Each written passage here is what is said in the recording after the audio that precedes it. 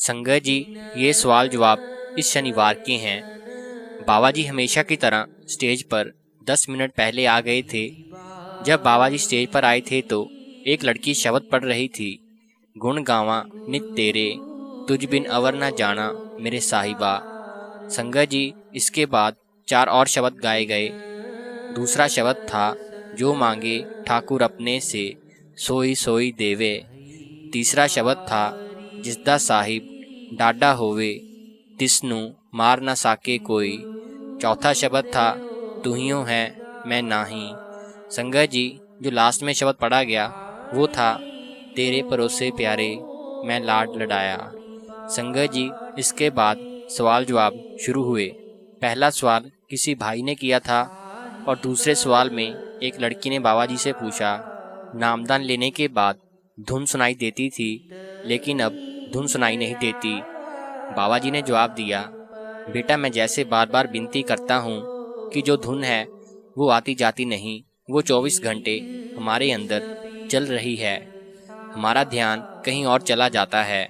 जब मन में विचार आने लग जाते हैं तो धुन सुनाई नहीं देती, लेकिन जब हमारा ध्यान एकाग्र होता है तो धुन फिर से सुनाई देने लग जाती है।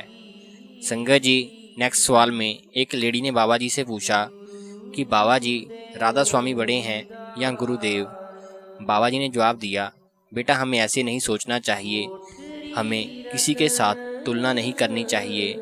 सभी अच्छे हैं। हमें हमेशा ये सोचना चाहिए कि हम सबसे नीचे हैं। संगत जी, नेक्स्ट सवाल में लड़के ने सवाल किया कि बाबा जी, कई लोगों ने आपकी फ़ोटो घर में लगाई होती है लेकिन वो ब्यास नहीं आते।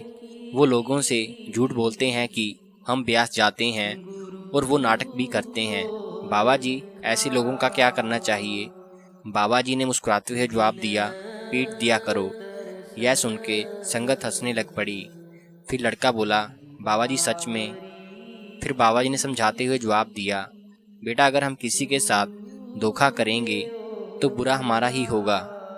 हमने हमेशा सही करना है। अगर कोई बुरा करता है तो उसको मालिक के ऊपर छोड़ देना चाहिए, वो मालिक खुद देख लेगा। हमने किसी की परख नहीं करनी। संगत जी, नेक्स्ट सवाल में लड़के ने बाबा जी से सवाल किया कि बाबा जी, मेरी एक फ्रेंड है, वो ब्यास नहीं आती लेकिन मुझे बोलती है कि ब्यास से प्रसाद लेकर आना। बाबा जी, क्या मुझे प्रसाद ले जाकर देना चाहिए या नहीं। बाबा जी ने मुस्कुराते हुए जवाब दिया, बेटा पहले सवाल तो ये पैदा होता है कि किस प्रसाद की बात हो रही है। मुझे तो आप नौजवानों की कई बार भाषा समझ नहीं आती। यह सुन के सारी संगत हंसने लग पड़ी। संगत जी, नेक्स्ट सवाल लड़की ने किया। लड़की ने पूछा, बाबा जी, ब्यास में नूडल्स लगा दो। यह सुन के संगत हंसने लग पड़ी। फिर बाबा जी बोले, बेटा नूडल्स क्या, हम मैकडोनल्ड पिज़्ज़ा हट खोल देते हैं। सत्संग की क्या ज़रूरत है, हम डेरे में आएंगे, पेट पूजा करेंगे और चले जाएंगे। यह सुनकर सारी संगत ज़ोर ज़ोर से हंसने लग पड़ी। फिर बाबा जी ने लड़की से मुस्कुराते हुए पूछा कि खाली पेट तो भजन सिमरन भी नहीं होता, है ना।